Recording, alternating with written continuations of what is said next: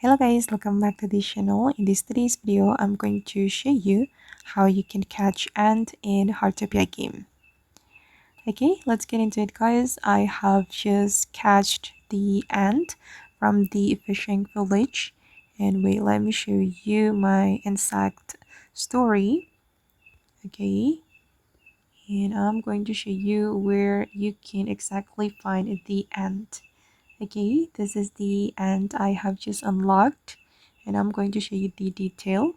Okay, basically it's active every day guys, and for the weather condition you can catch this ant during the sunny day or the rainy day or the rainbow event. And for the source, you can find the ants at the fishing village, specifically at the fishing village square. Okay, and I'm going to show you on the map.